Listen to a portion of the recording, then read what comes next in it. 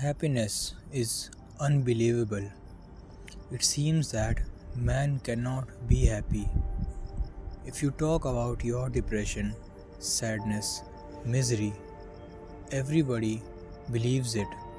It seems natural. If you talk about your happiness, nobody believes you. It seems unnatural.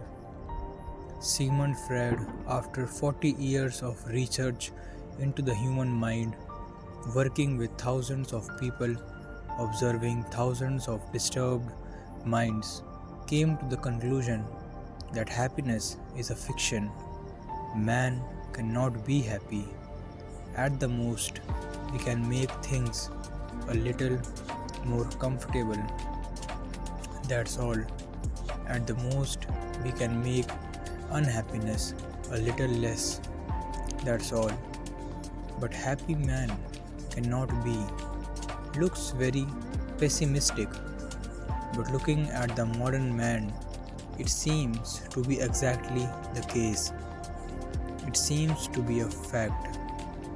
Buddha says that man can be happy, tremendously happy.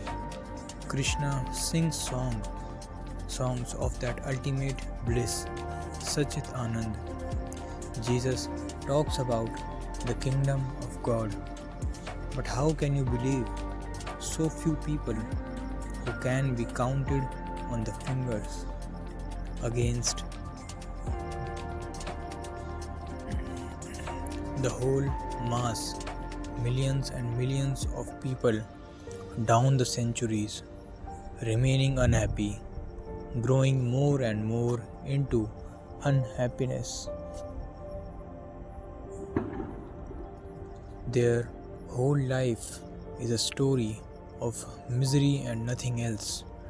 And then comes death. How to believe these few people? Either they are lying or they are deceiving themselves.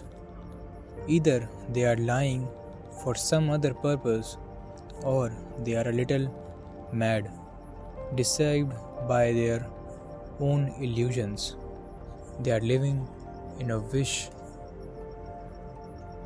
fulfillment. They wanted to be happy and they started believing that they were happy. It seems more like a belief, a desperate belief, rather than a fact. But how did it come to happen that very few people ever become happy?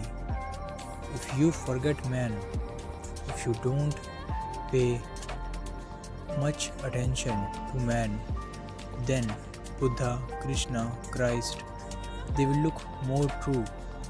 If you look at the trees, if you look at the birds, if you look at the stars, then everything is shimmering in tremendous happiness. Then bliss seems to be the very stuff the existence is made of. Only man is unhappy. Something deep down has gone wrong. Buddha is not deceived and he is not lying. And I say this to you not on the authority of the tradition.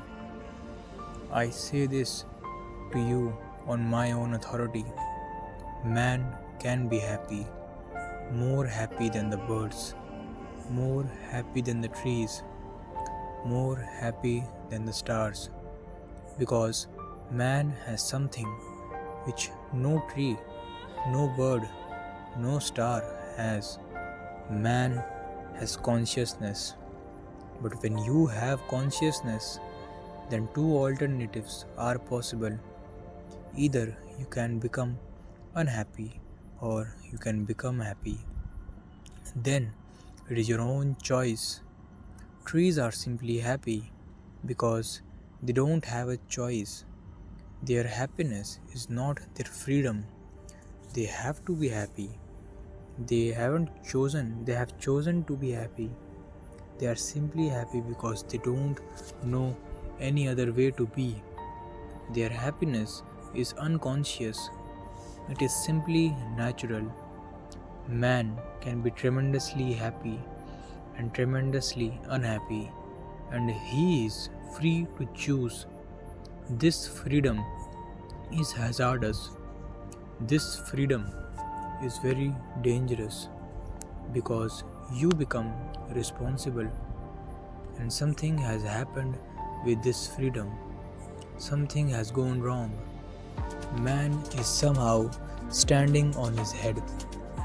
You have to seek meditation. Meditation is needed only because you have not chosen to be happy. If you have chosen to be happy, there is no need for any meditation. Meditation is medicinal. If you are ill, then the medicine is needed. Buddhas don't need meditation.